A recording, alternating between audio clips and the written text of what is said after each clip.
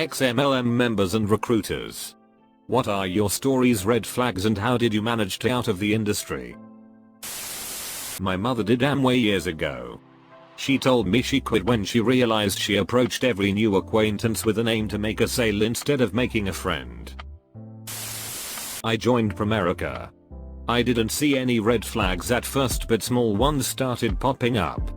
Like my team leader telling me to basically live outside my means to make people think I was doing really good and then they'd join and then I'd do really good. Or finding out all the contests ran around recruitment and not sales numbers. I left as soon as I realized. Even put my name and number on the do not contact list. Blew a lot of money trying to make that work only to realize I wasn't going to make any money without fricking my friends. Joined a jewelry-based MLM thinking it would be cute to sell jewelry as a side hustle in July after I relocated across the country. I got roped into the be your own boss and make money while you sleep mentality. And for a while, it boosted my confidence because I truly thought I was doing a great job running my own business. On paper, I brought in good money, about $100 per live show, which was 1 hour a week. But I had to ship out the jewelry to them, which ate about 20% of the profit. Then the money earned went back into ordering more jewelry. By September, once the glitz and excitement of it all wore off and I realized nothing was coming back to me, my boyfriend told me the only way to earn money in the business was to add new business partners. I told him I wasn't interested in doing that, but that was part of the scheme. I was so hurt by the people who had roped me into the business, so I quit that same day. Luckily, I made it out with only like $30 lost. But I still have a ton of jewelry and packing materials taking up space in my house. I was a call agent for Tahitian Noni for the USA and Germany, now called Morinda. It was horrible fielding calls near when people's $120 monthly auto payment was due for 1-liter bottles of juice. I couldn't cancel their subscription on late notice without a fax with their signature at least a week in advance, unless they claimed financial hardship. Eventually I learned that I would just need to feed them what to say and then gladly cancel for them on the phone. Total scam. Only people who made money were the early people to sign up and the founders, who are multi-millionaires. My mom was caught up in the Market America scheme.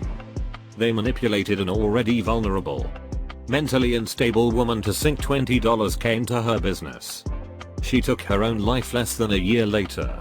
If the company has washed up celebrities as spokespeople and asks you to spend more money than you typically make in your business, you may want to reconsider your investment. Post-sleep edit. Thank you all for your support and kind words. Support your local crisis centers and shine a light on mental health. My recruiter told me she made $400 at the party I was at. I later learned she made 25% of that. I was told if I could get 2 people under me, I would make $400 minus $500 per month. Then I was told I needed 4 people instead of 2. Then I was $2,000 in debt with nothing to show for it. Deleted them all and changed my phone number. Edit. I am an owner of 2 businesses, so I thought adding a small side hustle would be an easy transition. But it turned out that as a legitimate business owner, I couldn't bring myself to use the toxic business practices that were expected of me. Cold messaging, hounding people for orders, constantly reminding people about deals, etc. Dart. When I left, I helped the 2 girls who were under me get out as well, and apologized for roping them into something I thought was a good deal. By not getting in, I've seen a friend and his wife get into Amway, and in 3 years, they sold most of what they had, moved back in with the husband's mother, and both begin selling drugs to support the Amway habit. They still think they are mere months away from being millionaires. It's infuriating. Some dude tried to recruit me into selling energy drinks. It was a known scam throughout school at this point, so I decided to go along with it to see where it would go. The guy's dad was a friend of mine, and my dad has a pretty well-known computer shop in town. Anyway, I go to pick up MLM man from his house to go to a meeting. This guy loads 3 cases of energy drinks, I think they were called Vima or something, into my car. I was already sketched out and this was a liability I didn't want to encumber myself with, so I told him I had a family emergency. He got out of the car. Told me to keep the -85 energy drinks. The 3 cases were in my car for a few weeks. Never touched them. About a month after hearing anything, one morning there were maybe 8-10 cases of the energy drinks stacked right outside the back door of my dad's shop. 2/10. Would not try to join a cult again. I know a girl who got sucked into Urban. She constantly makes videos on FB and Instagram acting like she has this perfect life, and last I heard, her boyfriend, that she claims in her husband on social media, had to call her from a gas station to see if they had any cash in the house because both their credit cards were declined and he needed gas to go to a friend's birthday party. Needless to say, he didn't go. It literally says boss babe on her Instagram. My soul talked me into selling It Works. I was hesitant. Didn't quite need the money, but figured extra income couldn't hurt. Was a seller for 6 months. They kept telling me to add all of these women I have in common with people I'm already friends with, and to post about it 3 to 4 times a day on Facebook and Instagram. I literally made an Instagram for it. They said to message at least 30 people a day about, and twice a week there was a group video chat they kept insisting I join. I couldn't join due to me being at my normal job. All in all, I hated it. I'm awkward and a terrible salesperson. And I made nothing from it. Never made a sale. They kept saying try and get your mom or aunts to support you. It was a waste of money and all. But made out with one new friend. On the topic, I recommend the Amazon series on becoming a god in Central Florida. It is great and fully explores MLM. Used to sell Unique. It was easy to get out. I wasn't making any money. I couldn't be fake to sell my product, and I learned about quality makeup and Unique ain't it lol. You can buy Color Pop for literally 1 stroke 4 of the price and 10x the pigment and blendability. A good friend joined World Financial Group, also known as WFO. I told her off the bat to avoid a major MLM scheme that preyed on family and friends. She of course ignored my advice and went all gung-ho. I told her that if she wanted to keep the friendship, please don't ever ask me to join. And luckily, she didn't. She attended a whole bunch of seminars and even went on a trip to the US, a very expensive trip for her and her guy. Paid out of pocket. I think she even had to pay for training and some of the seminars too. Then one day she just stopped talking about it. I assume she grew tired of it and gave up on it. MLM scams encourage asking friends and family members to participate. I fear not to bring it up again, as I'm just glad she stopped going to those meetings. I worked at the head office of a large MLM. And one of the OGs, Mary Kay. You have to live, breathe, and poop pink. Honestly, I once got sent home from the office because I had made a cardinal mistake. I had worn a pantsuit to the office. As a woman, we were expected to wear a skirt or dress daily. I was new and didn't really think they'd get upset over a pantsuit. All things considered, I was wrong. I know this is a different perspective, but hear me out. I didn't really know what Mary Kay was initially. All I remember is seeing the old school pink eyeshadow cubes in my mom's makeup drawer. I started to discover that things were all a bit strange and predatory.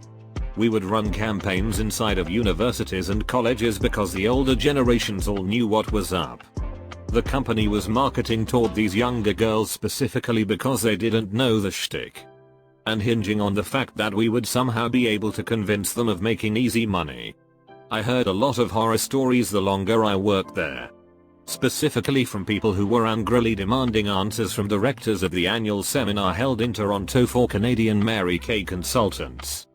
People losing thousands of dollars. It all felt so criminal to have been a part of. Just remembered another one. I had this friend who told me her work was hiring and that she could try to get me an interview. I was about 16 at the time. She was a year older and drove me to the interview. It was in an office on the top floor of a strip mall. There were about 20 other people there who were being shown a presentation of the business. Very pyramid schemy vibes. They had canvas photos of their top employees on the walls of all these marvelous trips they went on. During the hour presentation I never learned what the business was. They basically just told us how amazing and easy it was to get ahead in this business. The guy who runs the operation and all the employees were also there. I made a comment to my friend about how this felt like a cult and she said, and I kid you not, the pyramid scheme doesn't like when people call it that. I noped the frick on out of there fuming after this friend and her co-workers tried to push me into whatever the frick sales job they were trying to con me into. I attended an interview for a MLM. It was selling pots and pans. I sat in a room full of about 10 people. The boss walked in with a stack of resumes and said, here are all the people who wanted to be here. But you made the cut. One dude was around 75 years old. I remember thinking something was off, but I wasn't until later I realized what was happening. Was on Bumble and this hot chick who tbh. Either it was a bot or a catfish. Anyway. She asked me out for coffee to talk business. I was surprised cause you know women and first moves. It wasn't even a date. It was ACN. And they pay almost $600 to get in. I told her to pay for it. You know, since she was bragging how easy she makes money. Told her I could pay with the first money I'd make in the company. She kinda got me hooked and I attended their repetitive speech events twice. Their people are fake AF. After many awkward attempts to get in almost everyone I knew, ruining relationships in doing so. I spent a month and two without a sale. I was pissed. After doing some research and realizing how impossible the marketing tactics are, no advertising. Just tell a friend, relative or anyone. I unfriended everyone. Left their group and told them to delete every identification of me. I kept my $600 too. Just time wasting, man. Frick those guys, man. I'm a slacker but oh well. My ex-boss brainwashed me into hemp works. I was very skeptical about CBD working for anxiety. I had tried everything and nothing worked. It actually worked surprisingly. This was before the big hemp boom. So my dumbass paid the $20 and luckily that's all. I thought it was rather weird that my manager kept pushing me. Talking about running your own business. My mom had her own business before she died. I knew it wasn't my business. After trying other CBD products and getting better deals, I basically saw they were exploiting people. Charging too much for their product. I was very back and forth most the time. The thing is, it helped me and it did work. Just a lot of terms were thrown around that seemed off. So I basically paid $20 and never sold anything. Edit what I meant by back and forth. The product worked, so I was back and forth on whether I should try to sell it to people or not. I work for Cutco when they were on my campus like any other job business. It paid $17 per hour. Much higher than anything a work study would give me. We had a group interview where we were asked to write down everyone we knew. Then we got a lot of we were doing home demos. Hours wasted. I did however got 3 appointments and were paid for them, minus the 4 weeks it took to mail me. I quit after there was an article saying that the student government at the college banned them for ever coming back. TL. DR broke college student dumped by Vector Cutco. If any job says you can set your own hours or require you to call people, it's a scam. I've been in sales almost all of my adult life. Early on in my real career, Amway looked like an easy touch. I liked the challenge. I always hit target. It seemed simple. I was naive. I got hooked on the tapes and books.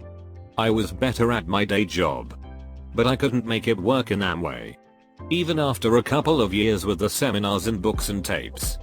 I don't know why it took me so long to do the damn simple math. I had an epiphany about how the real money was being made in the tools, books, tapes, seminars. Then I started to critically think about where the money was coming from. And I realized I had been lied to. I drifted away from the group and then got a new job opportunity in a different city. I took that, changed my number, and haven't looked back on it in 15 years. My red flag was that they would not share with me the company name when they brought me in. At one point the recruiter left the restroom and I snooped around and saw a logo of the name. When he came back, I asked him what it stood for and immediately he got defensive. He also told me to do everything I can, sell my TV, to join. Also, the teleconference was weird AF. They started using the term untouchables for their higher ups. I noped my way out and they were pissed. They're probably the reason I got so much junk mail in the following months. Hey you, thanks for watching. If you enjoyed this video, consider subscribing and hitting like. Also, if you have an Alexa device, you can say Alexa, open Reddit stories, to hear some of the all-time top Ask Reddit posts. Thanks for watching.